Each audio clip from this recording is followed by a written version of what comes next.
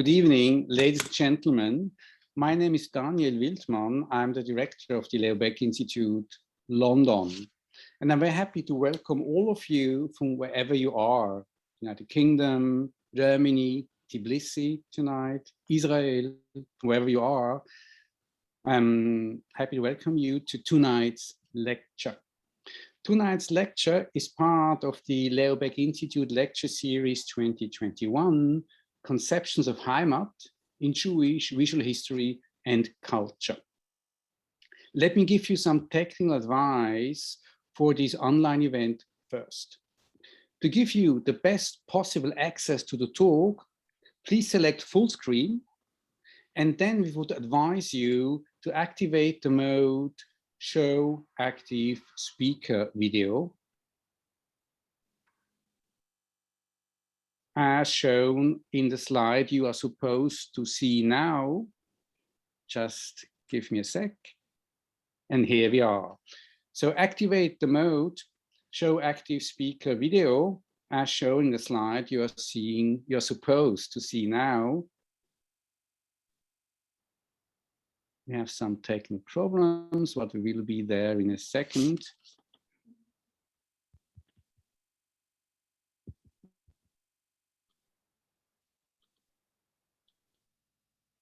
Mara, it doesn't seem to work. Screen sharing, now here we are. Okay, you can select this option, Show Active Speaker Video, by clicking on the top bar of the frame that is showing windows with the participants. There you will see three options. Click on the white icon in the middle. Please note that you also have the option to enlarge the speaker window by pulling the left button of this frame down. This action will only alter the view on your screen, so you can adjust the size of the speaker window at your own convenience during talk. The LBI lecture series is organized jointly by the Leo Baeck Institute and the German Historical Institute London. Mara, we need to see the next slide now. I'm therefore very happy to give way to Dr. Michael Scheich, my friend and colleague, and the deputy director of the German Historical Institute. Michael. Yeah, thank you very much, Daniel. Thank you everyone for coming tonight. I want to welcome you very warmly on behalf of the German Historical Institute to this event, and I'm really delighted that I can see a few familiar and also a few new names amongst the audience. This lecture series has been co-organized by the German Historical Institute London for, I think, more than 10 years now, and it was always a great privilege to work with Daniel and his team. Under normal circumstances, the lectures would have taken place at our premises in Bloomsbury Square, but as you will all appreciate, the pandemic has stopped us from being in our conference room.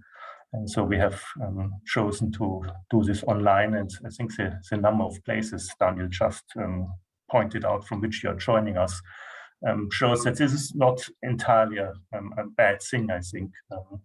As much as we would like to go back to live events, it allows us to include a lot of people, reach a lot of people who we otherwise wouldn't have reached. This current lecture series started already earlier this year, and we have discussed quite a couple of very interesting and fascinating papers in the spring and summer. And I'm sure that tonight's, I think we would have to call it a conversation, will also provide us with much food for thought on a really important topic, of belonging, not belonging, which unfortunately appeals or affects a lot of people nowadays, as it did in the past. So I'm really pleased that we can welcome our two speakers, Natasha Gordinsky and Katja Petrowskaja. Thank you very much to both of you for taking the time to join us tonight. We're really curious about what you're going to tell us about this topic, and that we can continue the discussions we had after the first papers. So thank you very much again, and I don't want to take up too much time because I think people are waiting for you and not for me. So I stop here and hand back to Daniel, who's going to share the proceedings for the rest of the evening. So Daniel. Thank you very much, Michael. And my thanks go out and back to you and your team at the German Historical Institute. It's always also for us a pleasure and an honor to work with you. And let's be optimistic, maybe next spring or early summer, we will be back at the premises of the German Historical Institute, an extremely beautiful building from the 18th century, built by Nash, a very famous English architect. We're working on getting back to normal events again, but let's cross fingers. Yeah. Our topic, conceptions of Heimat in Jewish visual history and culture, is quite a political topic. And it's also a very emotional topic. Heimat is always about belonging and feelings, about inclusion and exclusions, about becoming part of it and about losing it, but also about creating it. And today's topic, Your Heimat is Our Nightmare, ? is a case in point. I'm therefore really very, very happy to welcome tonight's guest speakers, Dr. Natasha Gordinsky and Dr. Katja Petrowskaja. Natasha is a senior lecturer and assistant professor at the Department of Hebrew and Comparative Literature at the University of Haifa. She's also a research fellow at the Bucerius Institute in Haifa for research of contemporary German history and society. Natasha's areas of research there are quite many. Let me just mention the most important ones: Hebrew literature, Russian literature, German literature, literature and migration, and ethics and poetics, and last but not least, Jewish literatures. And I'm using the plural, Jewish literatures. She has published widely in all these fields, and I would like to mention just two of her publications, 2 books. Firstly, her first monograph, which has been published in German in 2018, goes by the name Ein elendschönes Land, Gattung und Gedächtnis in Lea Goldbergs hebräische Literatur. The book has been published earlier in Hebrew in 2016 under an extremely beautiful title. I'll give you the title in an English translation, but it's still very, very beautiful. In 3 landscapes, Lea Goldberg's early writings. The second book I'm going to mention is an edited volume, but the volume which fits perfectly in tonight's topic. And this is the second book, a collection of essays, Passages of Belonging, Interpreting Jewish Literatures, published in 2019 and co-edited by Natasha, of course, together with Carola Hilfrich, University of Jerusalem, and Susanna Zepp from Germany. Katja Petrowskaja works as an author and a freelance journalist in Berlin. Currently, she's also based in Tbilisi, and she's moving between at least 2 places. She's working mainly as a journalist for German and Swiss newspapers and radio stations such as Deutsche Welle, Neue Zürcher Zeitung, which is really the leading Swiss newspaper, the Taz in Berlin, or the Frankfurter Allgemeine Sonntagszeitung, which is the Sunday edition of the very famous FAZ. Her first book, Vielleicht Esther, Geschichten, has been published in 2014 with the eminent Surkamp Verlag and has been translated into 20 languages. I think only recently it has been translated into Russian, but it also has been translated into English 2 years ago, 2018, and the English title is Maybe Esther, a Family History. And that's what it really is, a family history. Katja has been awarded numerous prizes for her first book. Let me just mention two of the most important prizes, otherwise we won't have the time to let her speak. So just the two prizes, which I think are probably the most important ones. The Ingeborg Bachmann Prize, that's really something, in 2013, and the Ernst Toller Prize in 2015.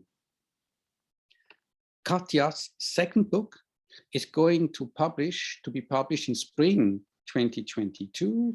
The German title is Das Foto schaut mich an, Kolumnen, or in English, The Photo is Looking at Me, Essays.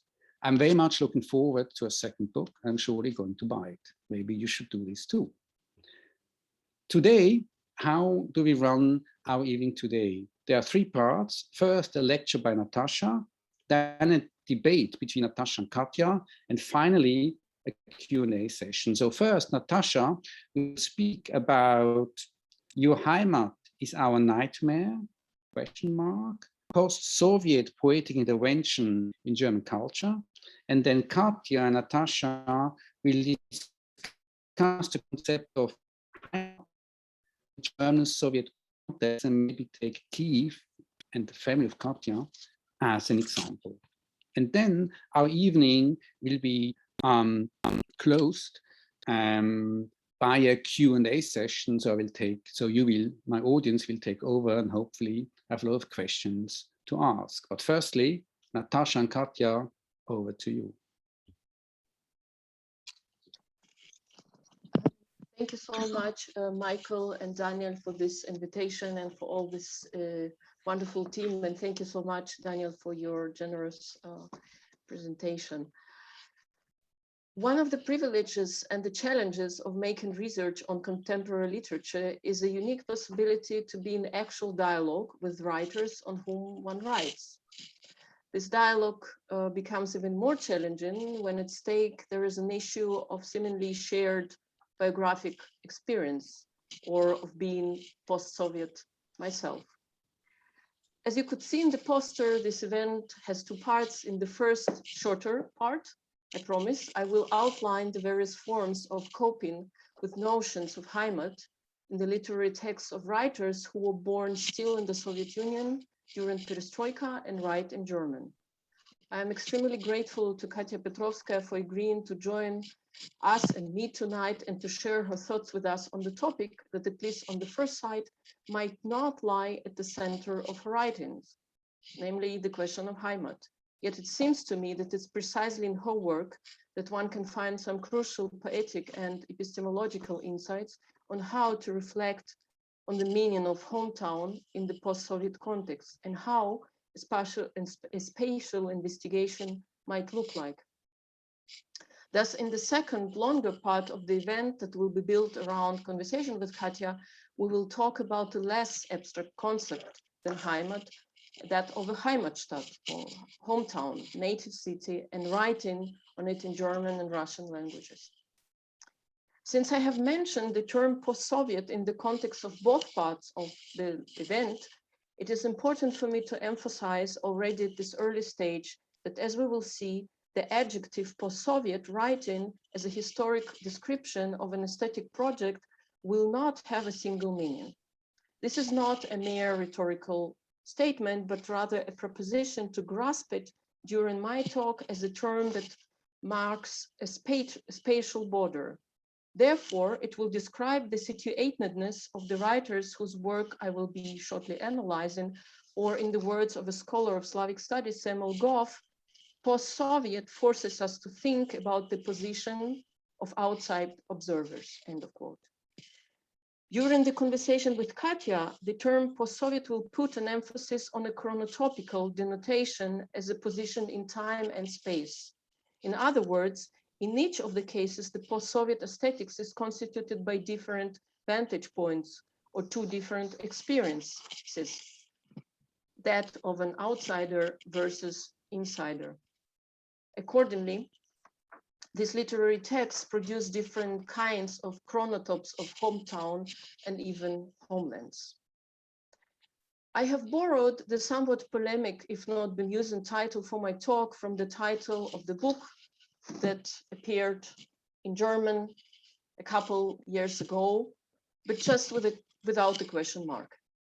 Edited by writer Fatma Aydemir and a journalist Hengami Yagobofira, this book contained 14 essays of contemporary writers and essays that were born in the last decade of the 20th century.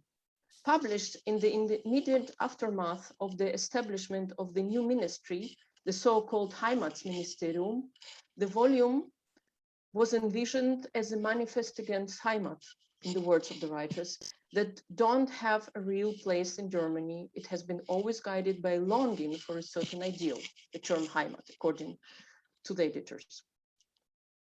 At the same time, the volume emerged as a performative intervention against recent political developments in Germany, such as the restrictive migration policy, NSU affair, Islamophobia, as well as against the concept of Heimat that bears a history of contamination by right-wing ideology as such. Among the contributors to the volume, there were two writers, Sasha Mariana Salzman, who was born in Volgograd but lived in Moscow in her childhood, and Olga Greznova, born in Baku, who elaborated on different strategies of undermining the concept of Heimat. So both were born in the mid-80s to Russian-speaking Jewish parents and moved with their families to Germany at the beginning of the 90s, as so-called Jewish Kontingenzflüchtlinge. In addition to Salzman and Greznova, I will refer here also to Marina Frank, who, even though was not a part of the volume, belongs biographically to the same cohort. Born in '86, back then in Chisinau, now today in Chesnau. The various cultural activities of these three writers, from dramaturgic works to making music, mainly in Berlin, are doubtlessly visible in the local context and in different parts of Germany, have been also well received in the past years. But these other channels of cultural agency require separate study and are beyond the scope of my talk. So today I will be focusing on their literary work. It would be, though, important to distinguish between the two different forms of discursive renderings of the concept Heimat, the essayistic one and the literary one.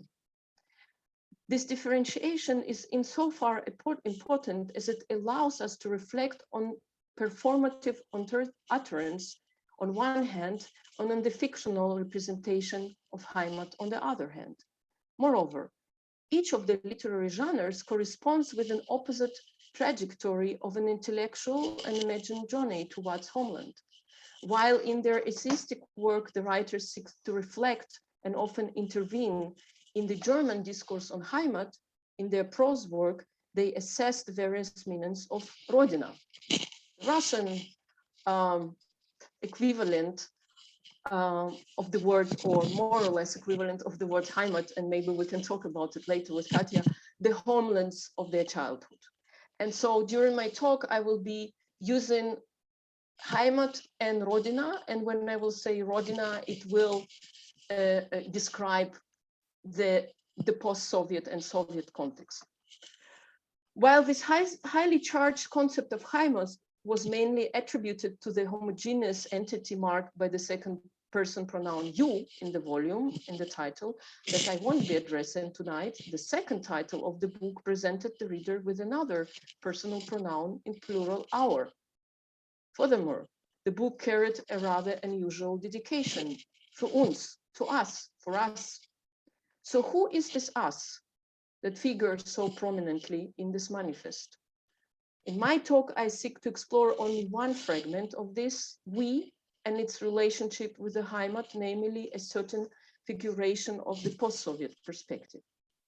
Thus, the question mark in the title could be viewed as an invitation to raise question not only about the meaning of Heimat, but also about we, or as Daniel already mentioned, the questions of belonging and non-belonging, which seeks to protest this very particular notion of Heimat.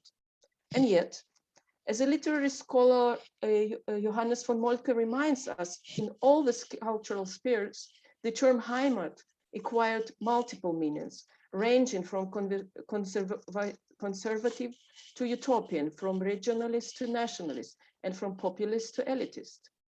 But not only Heimat is a semantic flexible entity that enabled it to adopt a different context of nation, space, and modernity, but also its Russian double, Rodina. Allow me here a brief theoretical digression, please bear with me for a moment, on the Russian double of Heimat. For as it becomes clear from the path-breaking book of a cultural theorist, Irina Sandomierskaya, just like the concept of Heimat, Rodina is not any less controversial. Sandomierskaya's study is a deconstruction of discourse on Rodina and archaeology of the concept at the same time. While viewing Rodina as a cultural artifact, she offers some crucial insights that go beyond the cultural specificity of the Russian ideological discourse on homeland that was highly influenced, by the way, by the German Romanticism. Homeland, in all the variation of its names, argues Sandomierskaya, is not a geographical or political entity, but a group of metaphors through prism of which a certain social construct is being conceptualized. It is a model or relationship between an individuum and society, a state and a citizen. Rodina is a metatrope, she argues. She adds that it lends its optic for the seen and constructive collective identity, as well as for defining the borders both of yours and the other, end of quote. In their essays, both Zalcman and Greznova emphasize not only different facets of Heimat, but also of that we that they seek to represent and on behalf of which they speak, marking the other at the same time.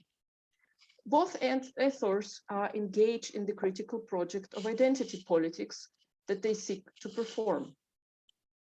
While Zalcman focuses on the gender identity, stressing the importance of the queer visibility on the German public space, Greznova focuses on a question of a linguistic identity. In her autobiographical and at the same time political essay, Zalcman ties together issues of various forms of discrimination in Germany against queer, trans people, and Muslim. At the same time, she points to the dangerous manifestations of the state-sponsored homonationalism.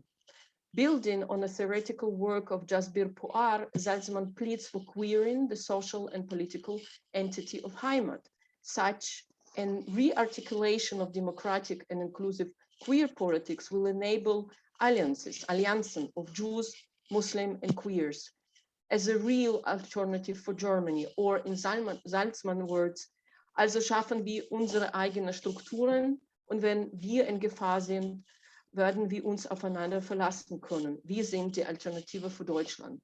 So we will constitute our own structures, and when we will be endangered, we will be able to rely on each other. We are the alternative for Germany. Olga Greznova constitutes in her autobiographic essay Privileges another kind of we.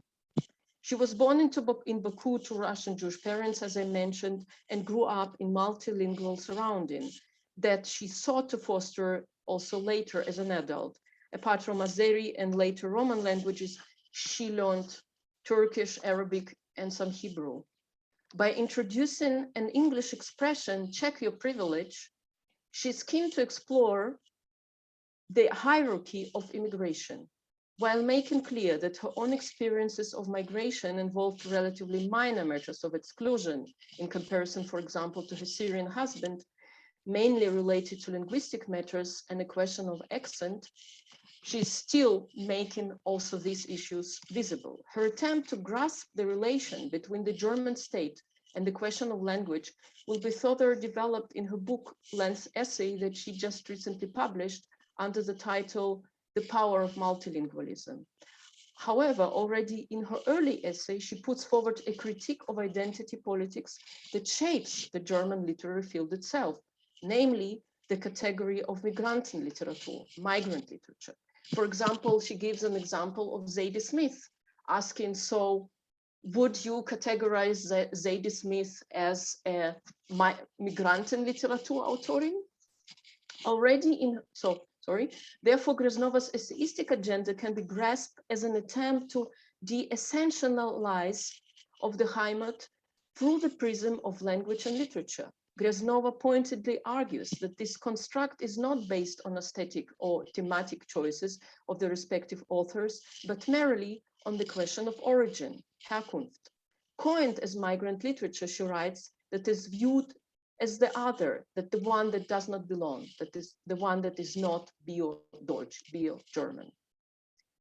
But how to represent and negotiate between the notions of two homelands in fiction? Is it possible to articulate and negotiate between the one into which they were born, but have only vague childhood memories, and the other in which they grew up? In the time that is left, I will briefly address this question by giving examples from two recent novels by Marina Frank, entitled Ewig hier and gar nicht wahr, so eternally here and not true at all. And well, and Sascha Mariana Salzman, a book that is entitled In Menschen muss alles herrlich sein, that is a quote from a Chekhov. Yeah, well, in a human being, everything has to be wonderful, perfect. I don't know what would be the Chekhov translation. From the geopolitical perspective, Salzman and Frank, who were born only a few years before the collapse of Soviet Union, can be described literally as post-Soviet writers. Even though they were born in different republics of Soviet Union, Russia and Moldova, and into different linguistic surroundings, they have something crucial in common. Namely, they don't have an experience of Soviet Union. They were socialized in Germany, and yet their literary writings were molded by the experience of immigration as children and coming of age in Germany. The novels often evoke topics of cultural differences between the generations of parents, grandparents, and children, lack of communication, and sometimes linguistic discomfort. Among the key characteristics of the rhetorical mechanism that stands behind the formation of discourse of Rodina, Sandomierskaya lists a few that are crucial for grasping the fictive attempts of writing Rodina in this post-Soviet writing as well, as I argue. The fictive signification, the untranslatability, and the narrativity. Rodina is not a thing and not a place, explains Sandomierskaya. It's a fictive denotation that signifies a symbolic cultural institution. Furthermore, it is untranslatable. Despite of many formal parallels between the discourse of on homeland, fatherland, etc. in different cultures, Sandomierskaya points to the untranslatability of Rodina that is constituted not by essentialized meanings of Russianness or Sovietness, but by historically conditioned ideological features.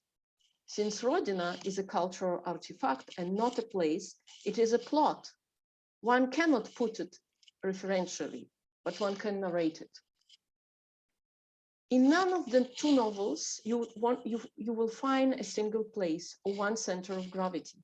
The protagonists and even the narrators of the novel seem to be global citizens of the world. Most of them migrated as children to Germany, as in Frank's novel, or as adults in Salzman's novel, and currently live in Berlin. Some of them set on transatlantic journey, traveled to Israel and to other countries in the Middle East. But it's another vector of traveling, the one that leads the protagonists of the novels to consider going back to the places of their childhood, or in the words of Marina Frank, the possibility of Heimatreise that is significant for us here. And I'm really coming now to the concluding last part of the talk. In the past century, the literary trope of returning home played a crucial role in the Eastern European Jewish literature. It is fascinating to note the return of the trope 100 years later, albeit in the transformed form. Apart from the obvious dramatic, historic, and political developments in the previous century and in our times, to which the modernists and the contemporary literatures have responded in different ways, both aesthetically and philosophically, a crucial difference between the two versions of the trope is an epistemological one. For unlike their distant relatives from the modernist literatures who left their little provincial towns and migrated to big cities, both inside and outside Eastern Europe as adults, and have sought to depict the impossibility of return, the protagonists of the post-Soviet novels did not come of age in the Soviet Union. As I already stated earlier, this common biographic experience of a non-experience of Soviet life worlds plays a central role in their writing. Their attempt to grasp the Soviet life worlds from which only short glimpses were available to them in their novels can be described with mentioned above Goff's concept of outside observers. This very issue of search for the access to the Soviet experience occupies a central role in the novel of Marina Frank and Sasha Mariana Salzman. Yet, their novels cope differently with the same issue. In fact, their responses are almost opposite. While Frank's novel takes place mainly in Berlin of today, a major part of Salzman's novel takes place in the Soviet Union, mainly in the Donbass area, so of today, Ukraine. Even though both novels shift between past and present times, their representation of the past differs both poetically and epistemologically. It seems that Salzman's novel echoes two poetic strategies of constituting the discourse of Rodina: the essentialization of the Sovietness, against which Sandomierskaya warns in her study, and the chronological narration. For her Soviet Union is a plot. Over a few hundred of pages, the author unfolds lives of two female protagonists from their childhood to their adulthood, from the 70s until their immigration to Germany after the collapse of Soviet Union. Despite her attempt to create a polyphonic text, there seems to be a single version of the past in the novel. And even though one of the younger protagonists of the novel raises a certain doubt on the possibility to grasp the Soviet history, her voice remains marginal. For the very existence of this thick book of Sasha Mariana Salzman seems to serve as a proof of the opposite. One can narrate Soviet Union. The lack of the epistemological doubt about the possibility to narrate the Soviet past leads thus the author paradoxically to the narration of a Rodina from the outsider perspective. For example, there is no concrete spatial representations of the towns and the cities in which the plot unfolds. They all seem the same. Gorlovka, Mariupol, Kryvyi Rog, cities and towns in Ukraine. Based on her narrative on the commonplaces of the Sovietness and Soviet time, a rather dominant in a German public discourse, the novel constitutes the Soviet space, therefore, as an abstract one. None of them is imagined as a hometown of one of the protagonists. Indeed, the Soviet homeland remains a metatrope, a political metaphor colored by the Cold War discourse on the Soviet Union. Strikingly, in their positive reviews of the novel, the German literary critics praise Salzman precisely for that, for her non-sentimental representation of Soviet Heimat of the protagonist, thus bringing together abstract cultural constructs and by doing so, supporting its abstract non-referential entity. Contrary to Salzman, and that's really the final remark, Frank's narrator questions the possibility to access the past and to offer the reader a chronological account of events, creating instead snapshots of different layers of time that are related to the family history. Her narrator acknowledges the limitations of her own knowledge and experience. Heimat, Eduard Schut contends, is not simply an experience of loss, but working through loss towards experience. The fact that the novel opens with the sentence, "I remember the Black Sea, I was 5 years old and I owned an inflatable crocodile," points to its fragmentary poetics of memory and childhood autobiography. Also, the hometown of her childhood, Kishinev, is only vaguely remembered by the main protagonist of the novel and remains inaccessible to her during her later visits. It seems like that just like the alter ego of narrator of the novel who never learned the Romanian language in which currently and also before the citizens of Moldova mostly speak, she's also not fluent in the spatial language of her hometown. Schut's argument on Heimat as a reflective process of working through towards an experience describes precisely Frank's poetic attempt to come into terms with her post-Soviet gaze. Thus, it's not the abstract narration of Rodina, but the insight on the loss of familiarity that her debut novel seeks to explore in poetic form. Not a metatrope and the grand narrative of the Soviet history are at the core of Frank's novel, but a fragmentary attempt to grasp from distance of what it could mean or would mean to have a hometown, both in Soviet times and in the contemporary Germany. Thank you very much. So we are now moving to the second part of our event. And we built it around questions. And so I will just show you Katja's book, who did not see it. And my first question to you, Katja, and thank you very much again, is actually about the first chapter and the last chapter of your book. The book starts with your description of what you called wasteland in the English translation.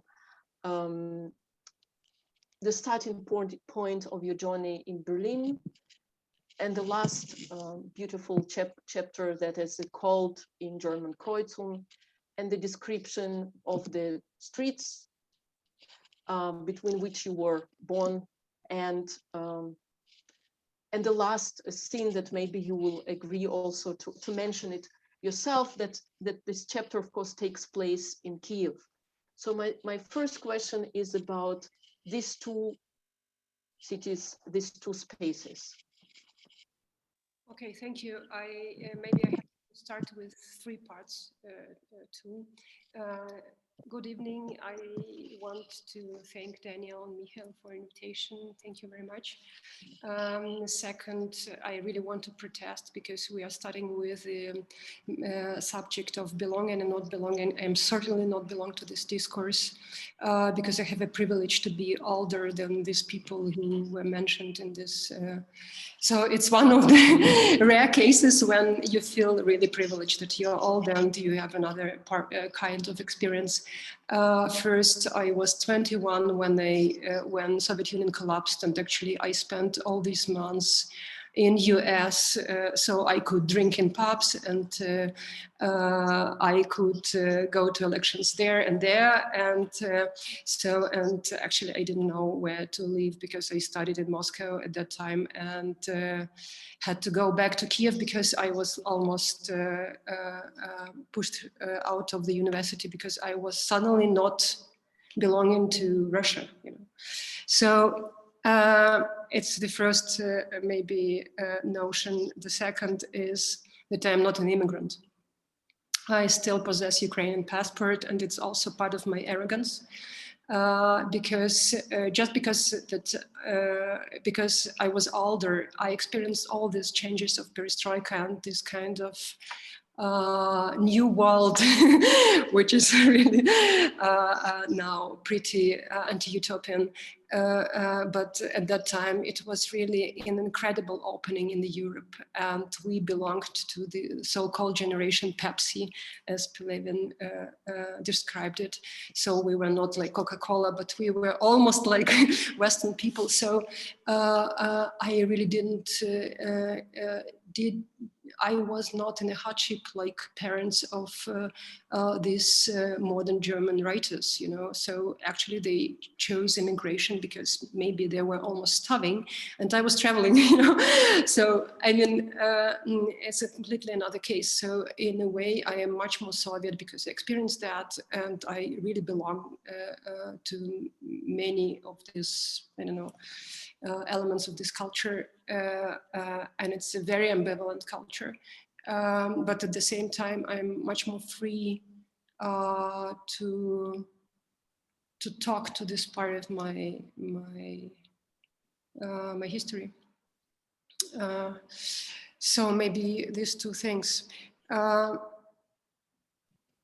maybe one more note about, because really this belonging, it's a very important thing, and maybe I have to say it much later, but I would forget for sure.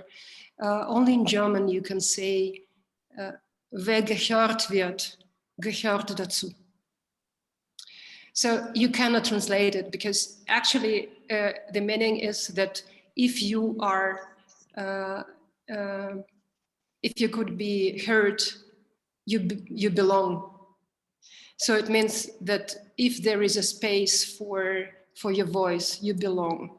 And it's the situation in modern German literature, because it's not only about migration and not migration and all that. It's really a sort of very acceptive culture, sort of really right and false fashion for migration literature. I really don't like this term.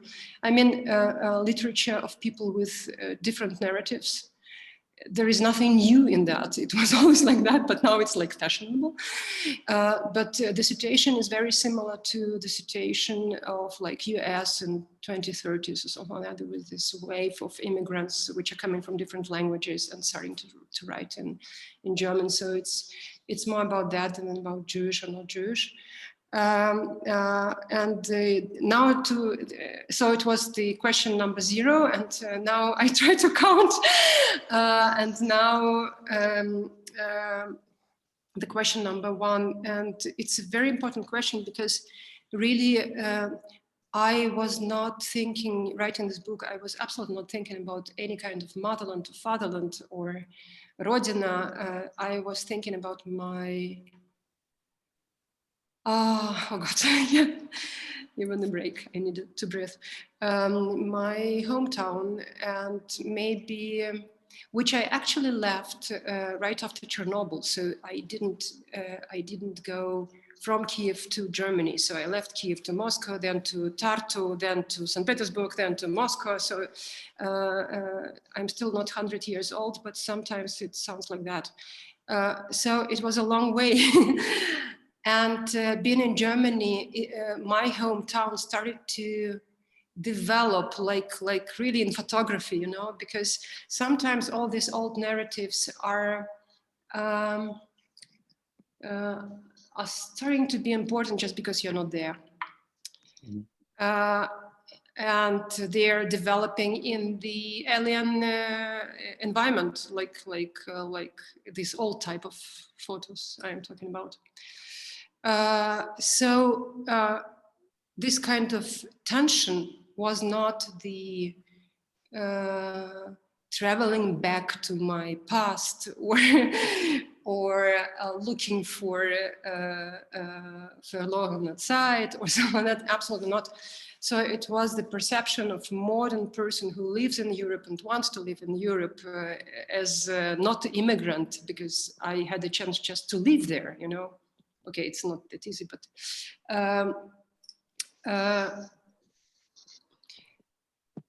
so it's not about looking back, it's about experience of a person.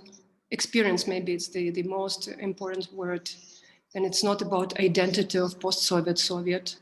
It's an experience of the person who has this chance to live in Europe and go back to see parents and friends, go forth to see other people, and to research family roots, not because I am deeply interested in my family. It's just one small part of the story, but just because I'm interested in this strange landscape, which Timothy Snyder rudely named Bloodland, but it's only part of the story. So I was like stumbling over history now, and it's not only about Soviet experience. And in this case, it's really interesting to be in German space, because maybe the main issue of our childhood was the Second World War, and actually the Second World War was the reason why Soviet concept of Soviet folk existed at all, because actually, okay, it's the myth, but it's the myth we believed in. And maybe the only thing which like people of like my family believed in was the Second World War, and our grief and our dead people and all this, and our victory and whatever, you know, with all difficulties of these subjects. But anyway, so, and it became like very actual and very sharp in Germany.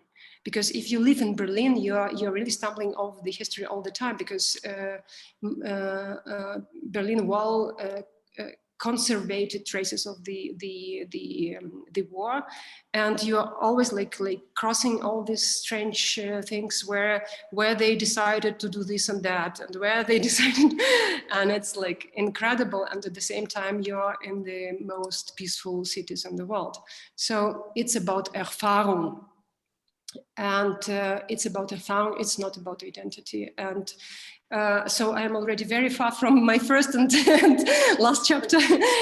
But so my book starts in the in Berliner Bahnhof with these words: Bombardier, willkommen in Berlin. Bombardier, welcome to Berlin. With this like Gewalt, violence of words. And it always starts with violence of words. And I'm traveling like back, actually I'm traveling to Poland, and my book ends with Kiev. And it's strange actually, because it was not the beginning. It's one of my latest trips, which is now in the beginning of the book. But I strangely put all this very chaotically, and now I know that actually it's the structure of prodigy son who is coming back home. But this home is in German language, so it's very tricky in a way. So can I just pick at this moment, Katja, this last sentence and rewind it one step backwards? When you're saying that you were stumbling on history in Berlin, but when the prodigy son, daughter comes back to Kiev, did this journey make you stumble differently on history of your hometown? Where did you arrive?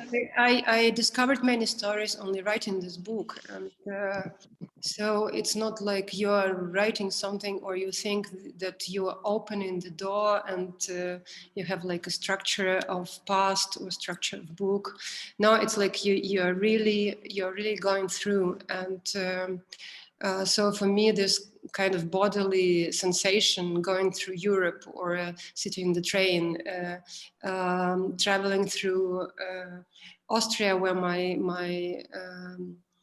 grandfather was imprisoned, and all that, it was very, very important. So coming back to Kiev, I really realized that I went every day to school through the street Luteranska, where my great-grandmother was killed 41 on the street. So it's like really, you know, but it's really a question: is this space is changing because you're writing, or you're writing because this space is changing? So actually, what is the first, and what activates what? And of course, this space in Kiev changed a lot also, because maybe a few words about Kiev, you know. Actually, I'm very, I cannot say arrogant, but anyway, maybe, because I think my Kiev is just, you know, and I grew up in Florence Street. Who can top it? So there is a strange, I don't know, pride. So I can organize my pride parade, but I think only I will take part. Kiev is a very, very strange place. It's one of the most ancient cities in Europe. I don't know exactly, I don't believe it's 1500 years because of many reasons, I wouldn't explain it. But anyway, the prosperous time of Kiev was 10th, 11th, 12th century before Tatars came. And it's a completely Byzantine, is it correct, Byzantine? Byzantinian? Byzantine. Mm-hmm. Yeah, city built by architects from Constantinople. So we have Sophia, we have caves, we whatever, you know. So when somebody is talking to me as if I'm from East Europe, I really feel I'm from Byzance or whatever, and I'm also Jewish, you know. So I have all privilege on the world, and and it's hard to explain. But at the same time, Kiev belongs to cities which always had this kind of prosperous time and really incredible in its influence, because it was Prince of Kiev, Yuri Dolgorukhin, who founded Moscow, and so who belonged to whom, I'm sorry. And so it's a sort of really hubris what I have. Sometimes it's very ironical, but in a way, it's also very disturbing because it's about, you know, some people from Pisa also can tell you a story why Pisa wasn't just, and now only this tower which built at that time. So, I mean, many cities had something like that, like prosperous history, and then Kiev was in Baroque time a very important city. Because, for example, almost all teachers of Peter the Great were professors or the somehow philosophers from Kievo-Mogilянская Academia. So, I mean, and I can tell, and it's really a question what language would have written Gogol if there have been no Russification or something like that. You know, so it's a very strange and tragic place, but maybe one of the strangest chapters happened really just a few years ago. So and it's somehow connected to my book because Daniel, we wouldn't get to the third question, I think. Okay, I try to say in 2 minutes. You know, so I grew up in this strange city where also there was a place called Babi Yar, where, I mean, there are really numbers are different, and now most exotic numbers are about 90,000, 90,100, oh God, 90,100,000. I even don't know how to put these numbers. Almost 100,000 people were killed in Ravin. It was on the edge of Kiev, 1941. But now it's like almost the center. I'm saying almost the center because you can take subway and get much further than this place. But if you're going out of this place, Drogovichi, on subway. So between this subway and the church of 12th century with the beautiful frescoes, there is this ravine where 100,000 people were killed. So you live in the city. So it's like really ungraspable. And I was writing, so part of my book is also dedicated to this place, which is absolutely impossible to grasp. And it's also a question how to live in the city. And what kind of ritual, what kind of haltung, whatever. Yeah. And so it was so strange for me to finish this book on this subject, more or less on this subject, let's say, in November 2013, when Maidan in Ukraine started in Kiev. So thousands of people were standing on the main place, protesting against the I don't know, Yanukovych, whatever, our president, and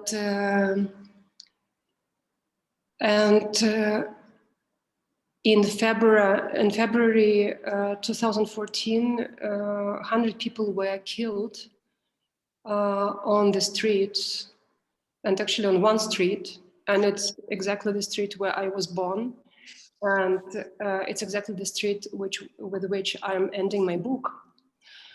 And so in the last chapter of my book is just coming home to my to one of my houses, to my house where I was born, asking myself why it was like, was it the German Stab or what it was exactly? And I'm meeting old lady, and actually it's a realistic scene, and she's telling me, "You're too often here." And I told her, I'm like the first time since many years here, and she said, "It doesn't matter."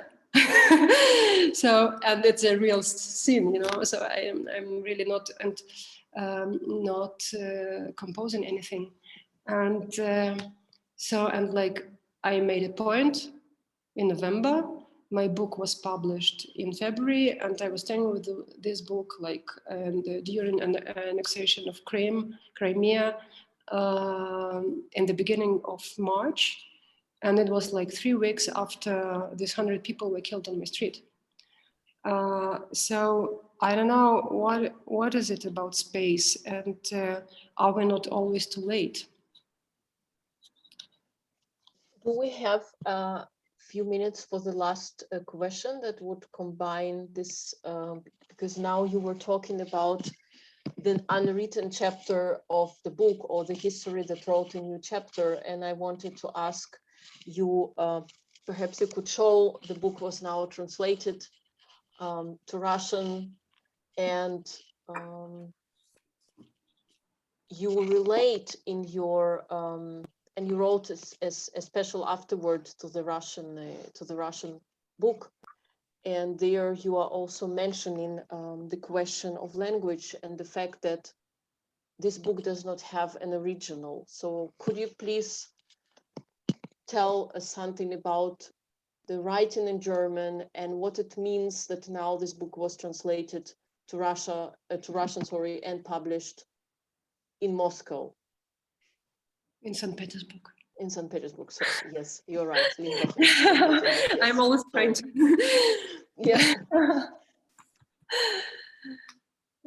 Yeah, in Ukraine, it was published in Chernovtsi, so it's a disaster. So it's an interesting question. Actually, I was also asking myself why I was writing in German, because I started to write in Russian, and I was writing many years notes about my parents, because they were full of stories, and they were, you know, there is this concept of Schweigen, of silence, but actually my parents did not protect myself, and didn't protect, so they were telling all the stories already when I was a child, on all crucial issues of Soviet history. So our family was not the first subject. So actually I grew up between this, or in this Soviet war myth, and at the same time with the stories of, I don't know how to put it, maybe dissident truth. So truth which was against the Soviet myth, or in a bit,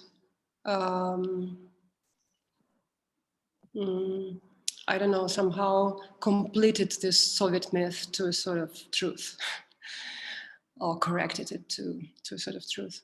So moving to Germany, I was really surprised how Germans became neurotic to their past, and this kind of neuroticism was much closer to my soul than this kind of victory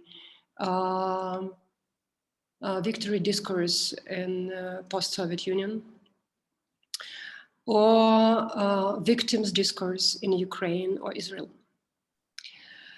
And so it's really too complex to just, I understand it. But in a way, I didn't want to use this Jewish bonus of victors and victims, because I have both of that. And but at the same time, I'm a Soviet person. It means that I also have all these imperial guilt, not only Jewish guilt, but imperial guilt, because I'm part of this system. I was part of this system. My parents, although they were almost victims of the system. Anyway, so, and it was very important for me. So actually writing in German, I tried first to get to a sort of anthropological point. So to get rid of any kind of bonuses or sentiments or whatever, and to gaze on the pure violence or pure grief or pure as a person. And so German was a sort of strange abstraction which brought me closer to what happened actually. It's maybe the first point. The second is I really was not socialized in German, so my German is pretty bad still. And people, when I'm giving interviews, sometimes really are shocked that I'm making such a strange mistakes and like dustish or something like that. And but in German, I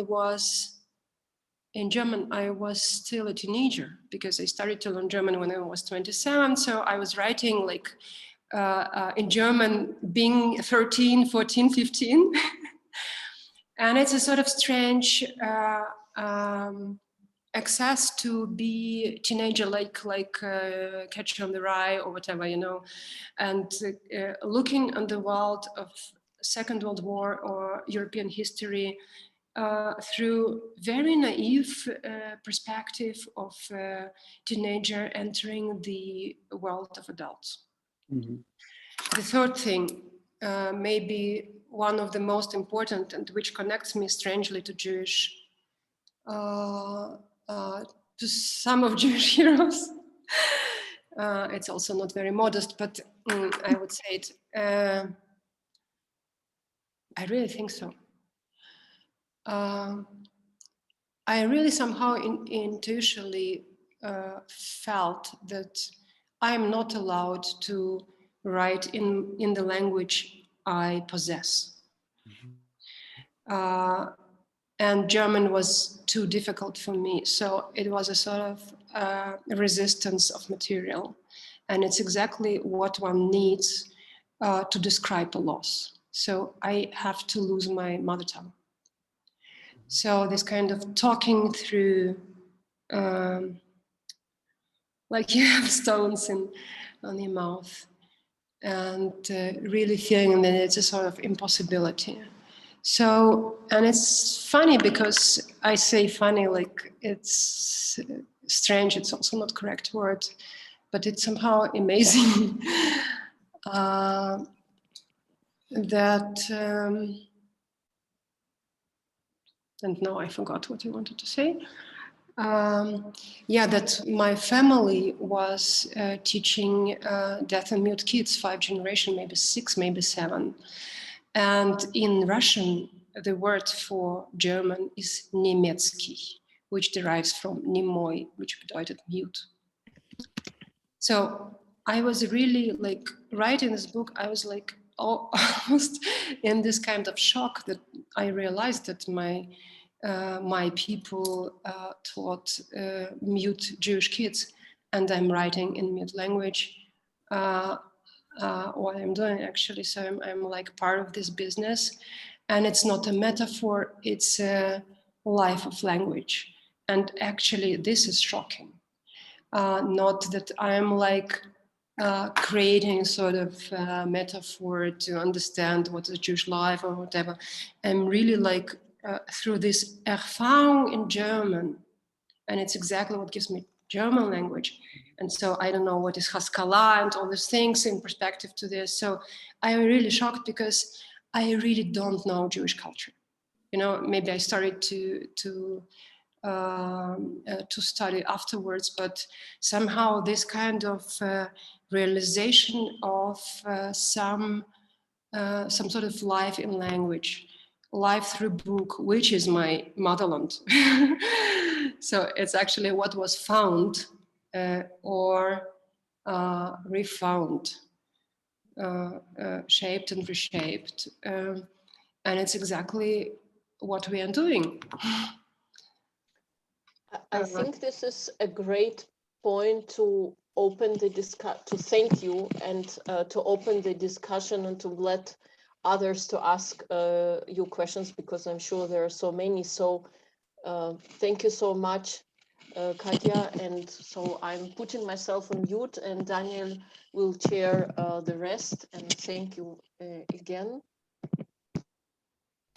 Thanks a lot, Natasha and Katja, for this extremely intense discussion, super intense discussion about language, space, loss and win of language, of spaces, of streets, of Heimat maybe, and also about Erfahrung, a word which is in your context quite difficult to translate into English. It's a mix between experience and awareness, I would suggest, which is something completely different than identity. And it really, listening to you, this puts really identity politics far away, and I'm very glad about that.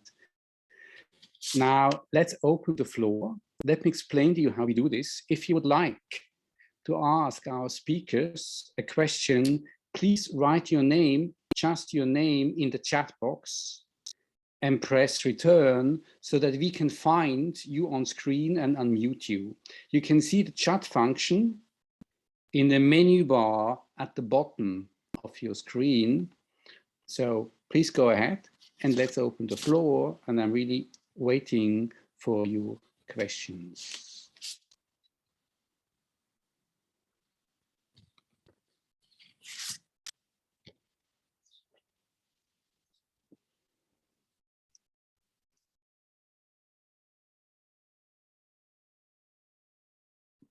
Daniel, maybe it's a too difficult system. Maybe let's unmute everybody and it would be like more flexible if people want. I don't know. Can you just raise your hands and then I can give you the word if this is easier for you. Maybe I come in first with a question. I was very struck by your comment at the beginning. Heimat is not about looking back. Could you explore a bit on this? Because first of all, I liked it very much. And then it goes almost against everything what is taught about Heimat. You know, Heimat is always looking back, but you do something much more complicated. And you started one of your answers with your statement, not about looking back. Why is it so important not to look back for you?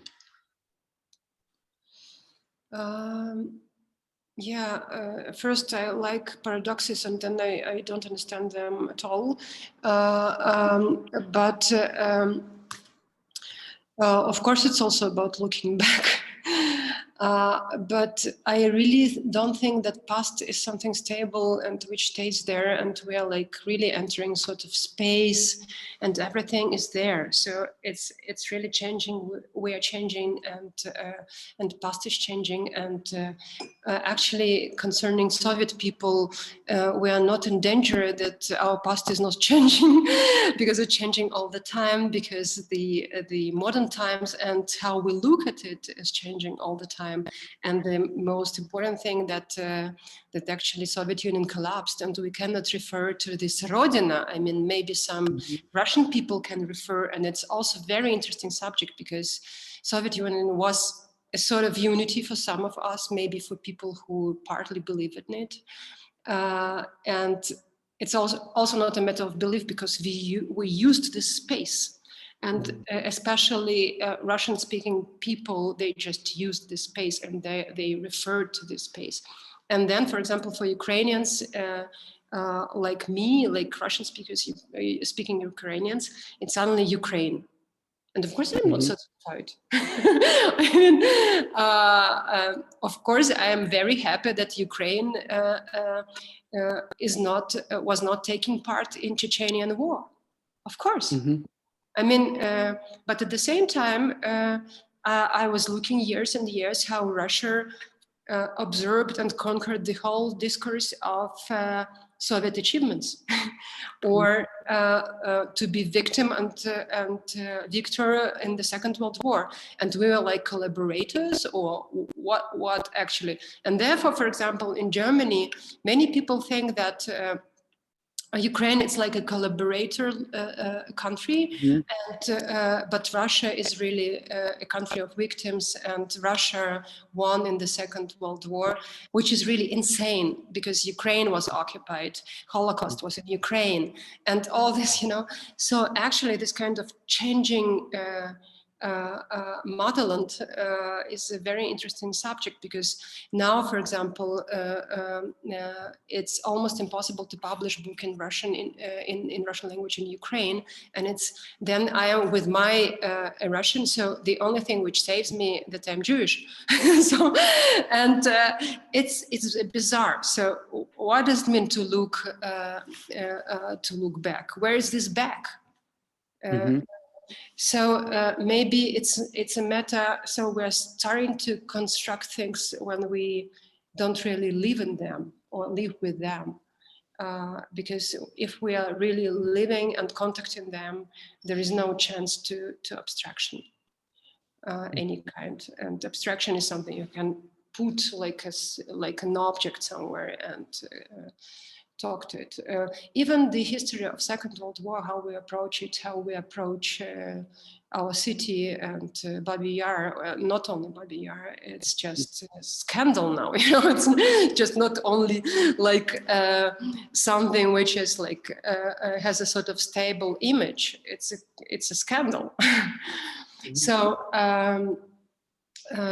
but it's only part of the answer. Actually, it's very hard to, and also maybe to answer your question, I have to admit that I'm really not concerned about identity. And if you're concerned about identity, you are dealing with this kind of stable past about your roots, and your roots is like fixed.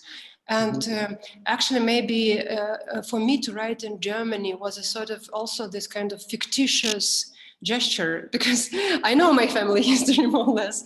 To write in German, it's really like in German about it, it's like crazy. It's a sort of gained freedom, you know, like really whatever, you know, like a sort of clownesque, beyond of all what I said.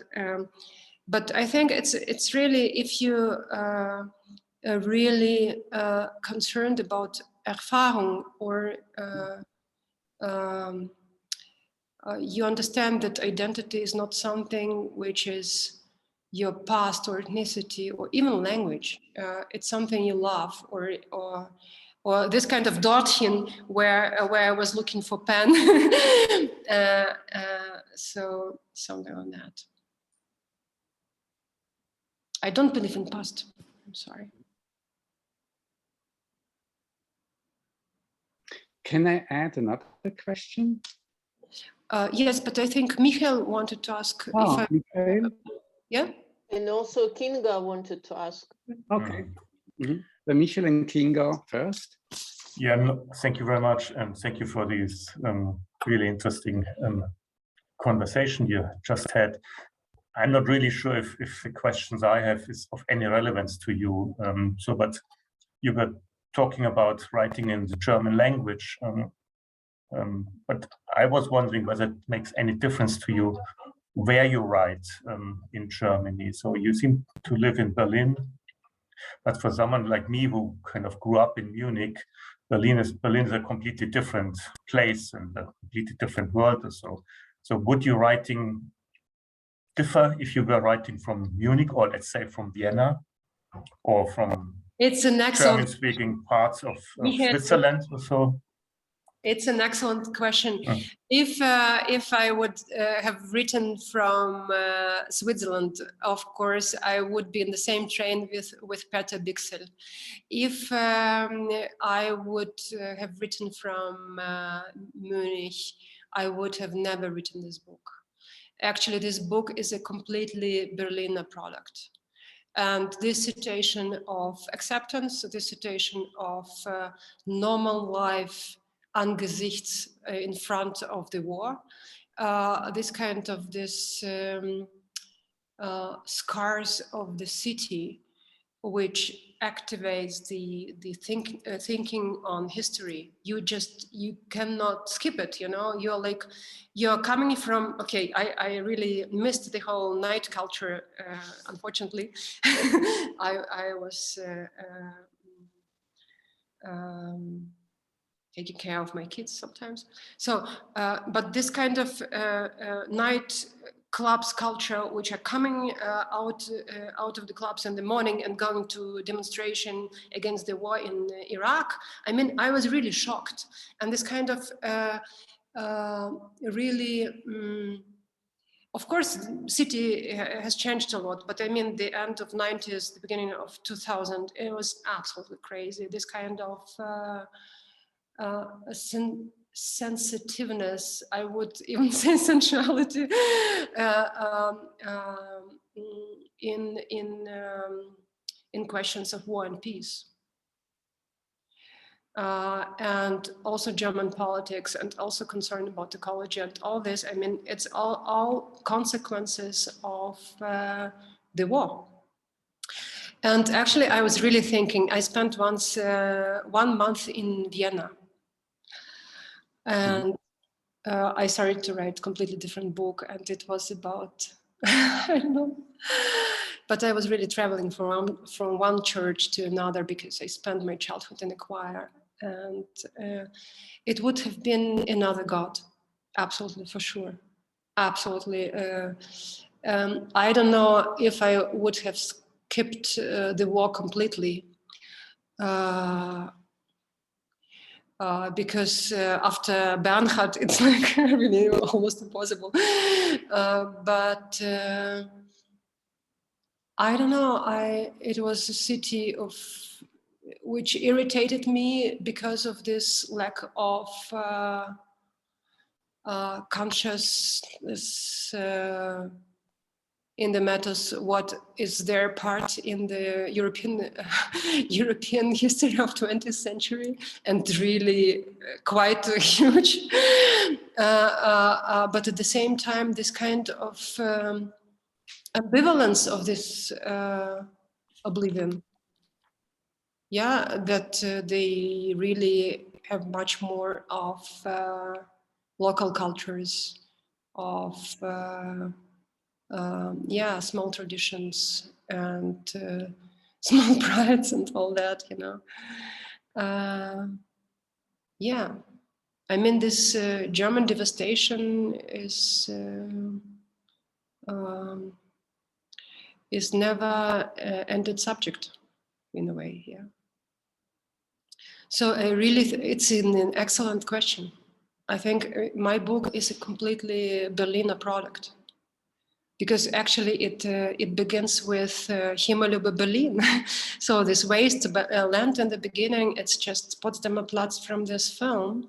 And Casablanca in my book, this Say It Again, Sam, it's just because Kurt Bois, which is the main storyteller in, I don't know how he gets in, but he's there.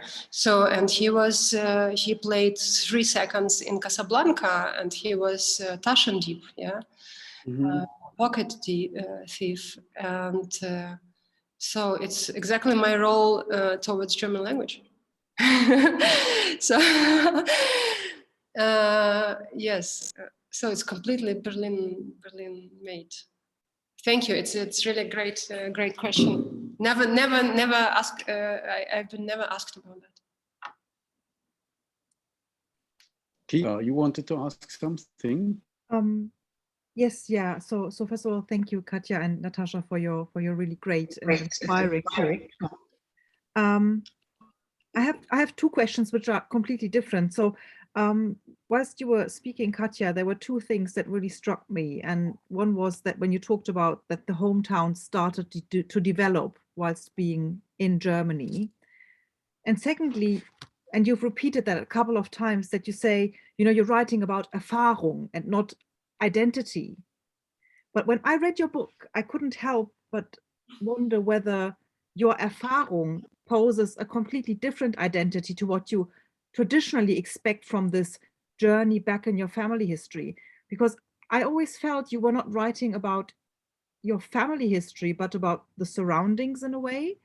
For example, when you wrote about Judah Stern, you talk a lot about the people who look at him and who evaluate him. So I was just wondering whether this, in the end of the day, is a book about identity, but not in the classical sense that you would expect in somebody who's researching their family history. So whether this journey, whether this moment where you have the stones in your mouth, as you say, is not something completely different, reflecting about another level of the past, oriented towards the future in this post-Soviet sense, if that makes any sense. So I think this traveling through space and time that you described just does something, tells something about identity, but maybe not necessarily in a, let's say, traditional way of retracing one's steps in the past, which is, I think, definitely what, as you said, not what you're doing. And secondly, and this is somehow linked to this question, but on a completely different level, what do people say about your book to you? How do they perceive it, your audience? Yeah, I don't know even how to answer a second question, but you know, I just love to talk. Maybe you noticed already. So, and that's the main point. So I was not thinking about post-Soviet or Soviet. I was really like, I was concerned about the stories I wanted to tell, and I was looking for language. And maybe it's a sort of thinking about hard currency, you know, how to transform, translate it. And I was also writing in German because my friends talked in German in Germany, and some of them were Italians, I'm sorry. But I just wanted to tell them my stories, and so how to convert the stories in a sort of acceptable language. So I was just looking for language to be heard. Yeah. And zu gehören. And it's exactly about creation of a sort of space which has a sort of kuppel. And what we have with kuppel, it's actually Bahnhof. And there is a poem of Mandelstam, Koncert na Wokzale, concert in Vokzal, and it's the Russian word for Bahnhof, Vokzal. And actually it derives from English, you know, Vokzal, just because. But in Russian, it's falsely etymologized as Vox and Zal.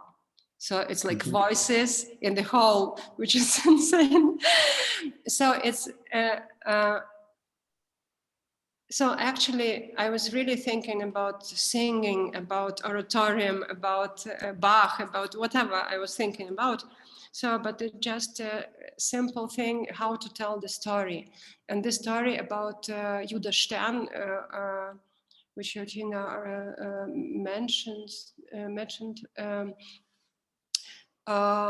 is a very strange story of one actually terrorist, maybe we can say, who was my relative, and who tried to kill German ambassador in 1932 in Moscow, and he had a beautiful name, Judah Stern. Just really discovery of German propaganda, but he existed and he was my relative. I'm also a bit proud, but anyway, the point is that all sources we have is a family which was scared, and Geheimdienst, Secret Service, which tried to blame him, and possibly he even didn't shoot. So it's a situation of sources, you know, and sometimes talking about victims, we're exactly in this situation. We don't know anything.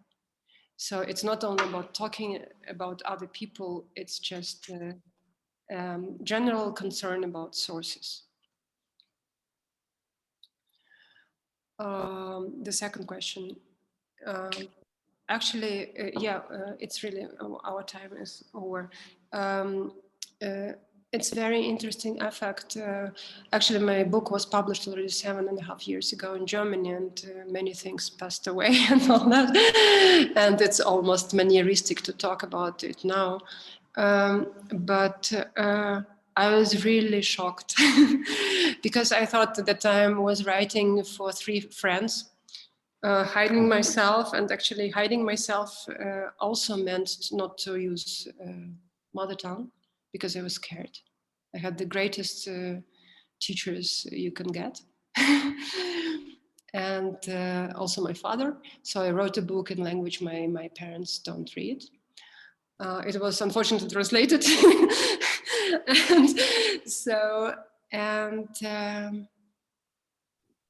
I was shocked because I felt, of course, it was a sort of false Erfolg and success and all that. Ukraine was on the top, and I was in talk shows, and I don't know, almost a young woman and all that, you know. So I saw all that, but at the same time, I really felt sometimes that people understand that I'm not Ukrainian Jew who came here to push them and to told them that they are killers, and if they wouldn't give me a prize, I would think that they kill and would kill and all that, you know. Actually, I came with a sort of indulgence because if 5 minutes, if I think that I don't have a bonus as a Jew, I really think that for the modern person of my age, we are innocent because there is a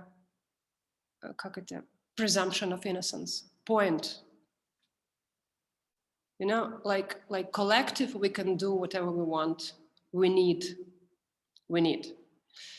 But as a person, and I think people really somehow got it, that it's not about guilt and blame and all that. It's about something else. And I really experienced some really strange reactions. Like in Switzerland, 2 people approached me and told me, "Do you see this small house there on the top of the hill?" And they said, "Yeah, almost." And they said it was the house of our first night of love. And I was listening, and I just read ficus or something like that. Is it because of ficus? Excuse me, in German it's like, and I was standing there and I thought, what's going on? And they just wanted to tell me something like about love, you know? And it was just amazing sometimes. Because some of my stories are really very, brutal. I wouldn't say brutal, but merciless. Yeah, merciless. Thank you. Any other questions? I think people are tired. Okay. Let's be human. I mean, let's bring everything and let's bring our event to a close. And my thanks really go out to Katja and Natasha for this extremely intense event. Thanks a lot. This is really absolute great. Very challenging, I think, also for 2 of you. And I forgot, of course, to answer Natasha's question. And my thanks go also out to my audience for being patient, staying with us, asking questions. And I'm looking forward to see you again, hopefully, for our last lecture series in November, which will then focus on the United Kingdom and to experiences as refugees and artists in the United Kingdom, which is of course a completely different matter than what we learned today from Katja. And I urge you to buy Katja's book. It's really brilliant. And also the next one about photography. Yes, definitely. Okay, then good night to everybody. Thank you And I very hope much. Thank you very again much. Thank you. November.